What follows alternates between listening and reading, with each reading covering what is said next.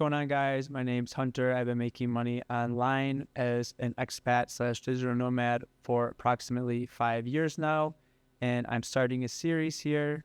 Purpose of this video is to do a building in public. How easy is it to scale an online business up to $10,000 per month? So I'm going to start from zero right now at the beginning of 2026, and I'll be releasing weekly building in public videos to discuss my progress towards that goal.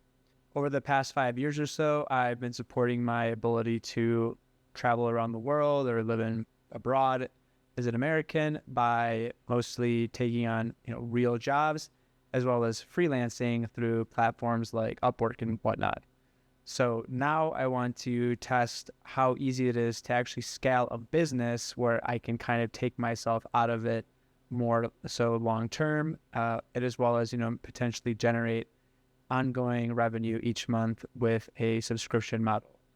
So the last week was my first week of, I guess, starting this new business venture, which is selling websites. So I'm cold calling businesses. I'm not going to disclose the specific niche, but I am cold calling businesses to sell websites. And I'm a brand new cold caller, brand new to sales. First, it was pretty difficult for me to hit the phones, but once I've been getting going now, it's actually pretty cool to learn about people's businesses and talk to business owners. You just got to put yourself out there. If you're thinking about starting an online business, just got to get going and take the leap, right? Yeah, so really all these building in public videos are going to be is me talking about my progress towards the goal and talking about the things that I've learned, throughout each week. So looking back at last week, doing these cold calls, I learned something very important. So what I was first doing was actually building my list as I was making the calls. And I was only able to make, I don't know, a couple dozen calls a day at the most, right? Not even, maybe not even. And it took hours. It took so long because, I'm looking for the businesses to call that I want to call. I'm making my list. I'm calling the number. With cold calling, it gets pretty rough. A lot of rejections, a lot of hangups. And then between, building out this list, a lot of times I would just notice myself getting unmotivated to continue with the calls, maybe take a little bit of a break. Now, I'd made a big change, the last few days, and it has considerably made me more efficient with cold calling. Instead of just going through the list, one at a time, creating the list as I'm calling, I'm actually going ahead and I'm building the list ahead of time, right? So I'm putting all of the numbers I want to call for the day. I'm doing the research up front, and then I'm going ahead and just calling down the list. It's very easy. It's going much, much faster. So I'm definitely going to continue to do it this way as opposed to building out the list and cold calling simultaneously. I'm just ripping through the list once I have the list ready. Second thing I learned, and that I'm still experimenting with, is that time of day really does matter for cold calls. So depending on the industry or niche you're calling, you should really think about, what time are these people most likely going to be able to pick up the phone? I've noticed Mondays at most times have been bad for me. I've heard that early morning on Monday, maybe between 7:30 and 9, could be a good time to call. I haven't tried it yet, but I will consider doing it.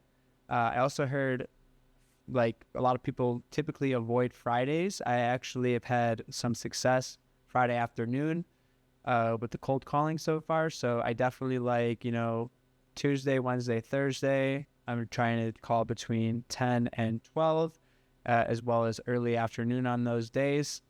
And then Friday afternoon, I also thought was a pretty solid time to cold call. A lot of people were answering at that time. Monday afternoon, did not get hardly any answers. So yeah, I think Monday is probably not a good time to cold call, but I'll keep experimenting. And this is all about data collection, right?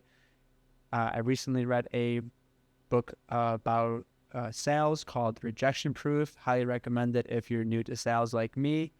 And it basically just goes over, it's basically, a guy going through a bunch of challenges over the course of, I think, 100 days to try to like make him like desensitized to rejection, right? So he's going out there with these crazy outlandish requests, and his goal is to, you know, try to see what people will actually say yes to. And some of the stuff that people say yes to is pretty crazy. So one of the things he talks about in that book, though, that he learned is that, you know, there's really no like no, it's just all about like collecting data, right? Like no for somebody today could have been a yes yesterday or tomorrow or at some point in their life. You know, it's all about collecting data and, you know, continuing to make those calls, continuing to put yourself out there, because there's always probably going to be somebody that's going to be willing to say yes to your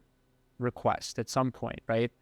It's just about how many, you know, times you put yourself in front of the people, you make the request to determine, you know, the feasibility of the request long term. Hey, maybe with this request to this audience, I'm going to get a 10% positive response, or maybe with this other request to this other audience, that is only like 0.01% positive response. So it's just about collecting that kind of data with sales when you're into, at least that's what I'm learning as a newer person in sales. The third and final thing I want to talk about that I'm learning about sales from the last few weeks is that some people are just really flaky, right? So here's a quick story for you guys. So I called a business owner and they told me, hey, I'm on vacation. Give me a call back next week. I called them back the next week to talk more about my offer and try to set up a meeting with them. They commit to doing the meeting. I think it was on a Tuesday morning. They commit to doing the meeting, and then I follow up with them Tuesday morning again because they didn't book a time on my calendar. So I gave them a call and said, hey, what time works for you? They told me, oh, call me in an hour. All right, so I think I have this meeting booked and secured. We're good to go. I'm about to get my first sale. That's what I'm thinking. I get to the meeting. The guy doesn't show up.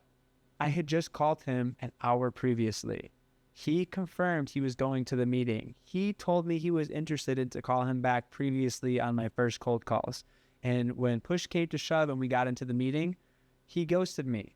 And then I even called his phone number, and his phone was like off. So super weird, super frustrating. But some of my other friends with sales told me that that's not uncommon, and you just got to stay persistent and keep following up with people over time. So that's what I'm going to do. I'm going to, you know, continue to expand my list of hot leads and not be, you know, pestering that guy for his business. But I'm sure at some point I will recontact him to see if he's still interested, because he showed interest initially in my offer.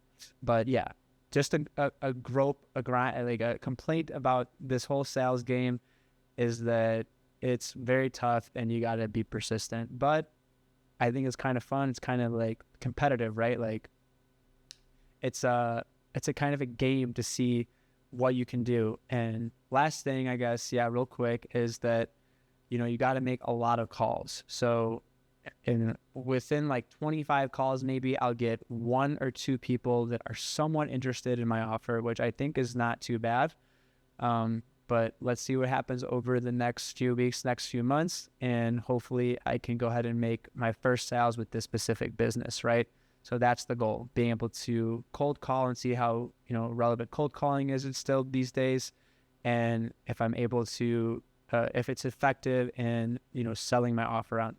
So hopefully you guys got some value out of this video. You know, I'm doing this Building in Public series to help hold myself accountable for making this business a reality, help myself, you know, kind of move from being more of a freelancer to a business owner. That's my goal here. And just experiment with different ways to make money online. And hopefully you guys can benefit from watching my journey. Thanks for watching, and I'll catch you in the next one.